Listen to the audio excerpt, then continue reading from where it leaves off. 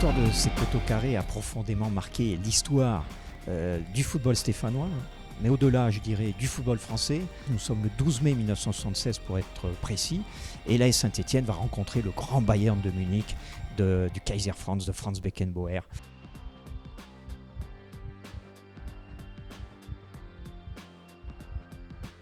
Et ce soir-là, pour cette finale de Coupe d'Europe des clubs champions, l'AS Saint-Étienne va s'incliner malheureusement 1-0 face au Bayern de Munich. Cette défaite avait un goût amer. Pourquoi ? Parce que tout simplement, l'AS Saint-Étienne avait tapé 2 fois ces fameux poteaux carrés.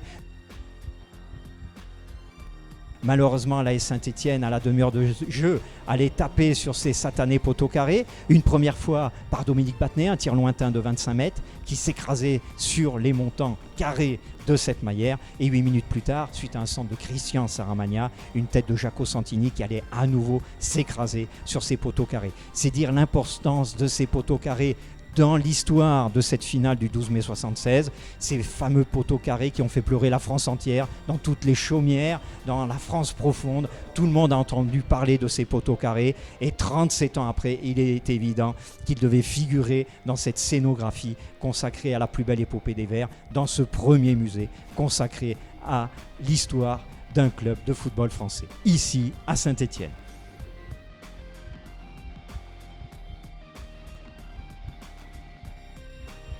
Oui, mais encore une fois, l'ASS s'était inclinée.